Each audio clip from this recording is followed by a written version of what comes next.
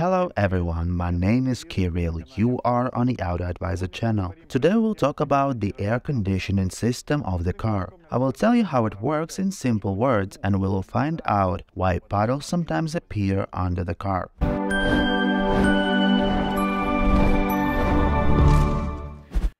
I think no one needs an explanation why a car needs an air conditioner. So let's get straight to the principle of its operation. From the energy conservation point of view, in order to lower the temperature inside the cabin, you just need to take some of the heat inside the car and transfer it outside. But how to do it? There is an interesting physical phenomenon. When evaporating, the liquid takes some of the heat with it. For example, if you put some pure alcohol in your hand, you will feel it's getting cooler, since the alcohol will cool your hand when evaporating. By the way, if you don't know, some people use it to lower their body temperature.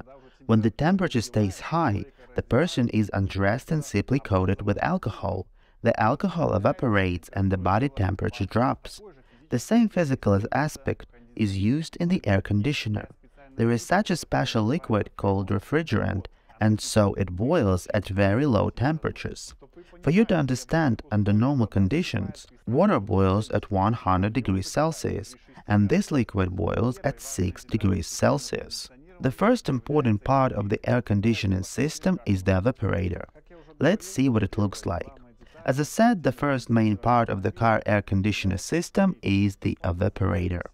It is a heat exchanger that is a coil of tubes and fins. Inside of it, refrigerant flows. So this very liquid evaporates inside these tubes and passes from a liquid to a gaseous state and cools these tubes and the evaporator itself as a whole. And only then the fan blows on the evaporator and cold air enters our cabin. So we completed the first task. Our refrigerant evaporated and took away some of the heat from the car. Then we need to transfer this heat to the outside, and here the air conditioning compressor comes into work, which sucks in this gaseous form refrigerant and compresses it, while the pressure rises to 15 and 25 atmospheres, and temperature up to 70-90 degrees Celsius. After the compressor, hot compressed refrigerant enters the condenser. The condenser is also a heat exchanger, which consists of a set of tubes visually very similar to a radiator. But air flowing through the fins and tubes of the condenser cools the refrigerant down, changing the state of the gas to a high-pressure liquid. The liquid refrigerant is now a high-pressure liquid and nearly ready to cool the car. The process of transition of gas into liquid is called condensation. Therefore, this device is called an air conditioner condenser, since refrigerant goes from gas to a liquid state. Thus, we transferred excess heat from the cabin to the outside. Let's look at how this works using a simple example of a refrigerator. The refrigerator also takes some of the heat from the chamber and transfers it to the room. By the way, the refrigerator has tubes at the back. Though they are always warm, you can even touch them with your hands. But let's go back to our car's air conditioning system. And in a liquid state under high pressure, refrigerant enters the valve. Let's mark it as a B. And then in this state, it enters the evaporator, where it evaporates again, takes the part of the heat from the passenger compartment, and the cycle repeats again. In general, this is the car's air conditioning system.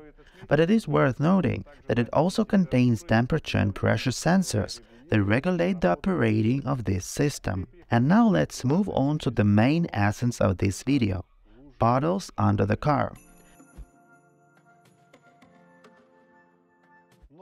Many of you probably saw this, and some were even scared the coolant system or something else was leaking. And even recently at a traffic light, someone opened the window and said to me, "Look, your car is leaking under there." But do not worry, puddles under the car are normal after the air conditioner has been working for some time. When hot air meets with some cold object, then condensate will settle on this cold object. So the air conditioner has a special drainage hole where this condensate, that is excess liquid, is discharged down the car. So puddles are sometimes visible in the parking lot. The physical meaning of this phenomenon can be explained as follows. At a certain temperature, only a certain amount of moisture can be in the air. At high temperatures, there can be a lot of moisture in the air. At low temperatures, there is a little moisture. So when the air passes into a colder state, that is, it cools, it must shed its excess moisture. Therefore, it meets a cooled object and condensate is released. In general, it's all about the air conditioning system today.